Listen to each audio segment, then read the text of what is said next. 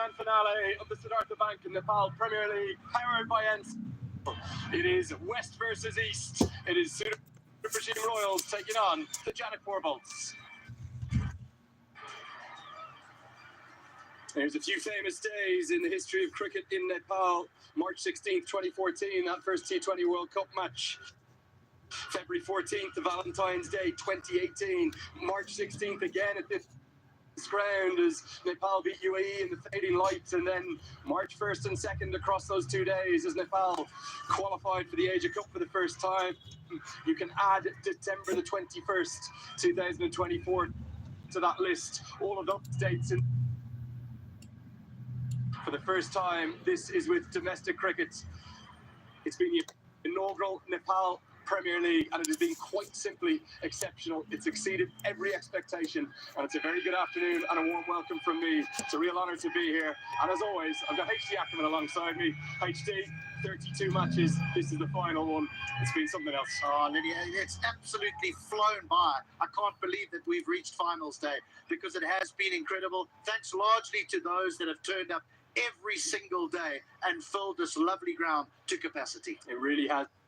It's been absolutely extraordinary. You think of a first season of franchise cricket. This is the first league, with the exception of the IPL, that's had a one-wicket win, a one-run win, and a super over, all in it.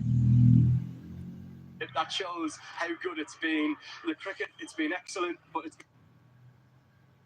been the fans that have made it. Well, absolutely. I said all of them here. I can't believe it. I thought, for some crucial games, the fans might turn up. But from day one, 8 o'clock in the morning when we arrive at the ground, filled to capacity. I can't believe it. Yes, the cricket has been good, which adds to the spice, which adds to the excitement. Yeah, it really does. And there's no doubt we have the best two teams here in the final. Let's see how they got here through the playoffs. Certainly different ways in which they got here.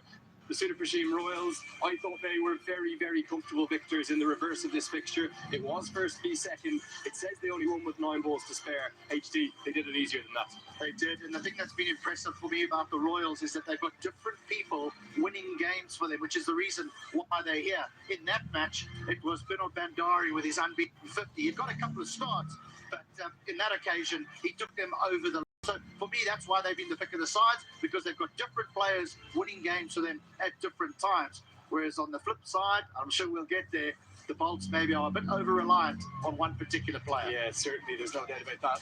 This was the way the Bolts squeezed in, barely, to use Ian Smith's words, by the barest of margins. It really doesn't do it justice, a 2-wicket win. They needed 18 runs, I think, when Neesham was denied. In fact, it was 23, wasn't it, when he was dismissed. Without Neesham's innings, they wouldn't be here. No, they would. When he walked to the wicket, I thought the game was over and he had to play an innings of real class, which he did. They needed 8, 9 and over.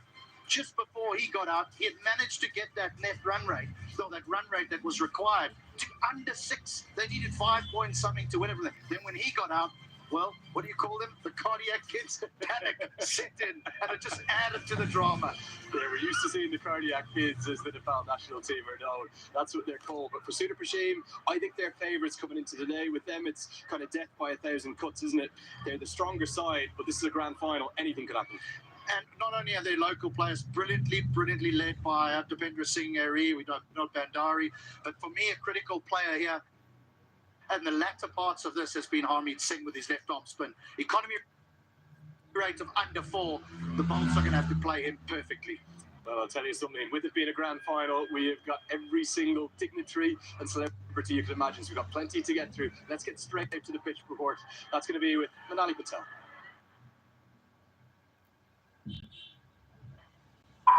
Well, it's finally finals day here at the NPL, and let's talk conditions. Sunny skies as expected, but 17 degrees, expected to get to a high of 18 and stay there for the entire game. Let's talk boundary sizes. East to west, we have 62, 63, 64 behind me, and 65 meters to the left of me. If we look at this surface, well, it's dry, it's fairly hard as well. Very little moisture and almost no crack. So what does this tell us? It's about to be a belter of a pitch, and we're expecting runs about 160, 170 plus, and the conditions are going to change much throughout this game. So whether you bat first, you bowl first, it should not make a difference. friends, as long as you do it right with the bat. The bowlers, well, they got to try and find some wickets here because it really does look like a proper batting. Balance between sides, winning batting first or sides chasing. HD, what's your gut in a grand final? Do you bat first and get the runs on the board? Well, for that reason alone, Linear, if whoever loses the toss, I don't think it's too much of a problem. I'd like to bat first in a final, to be honest, put the run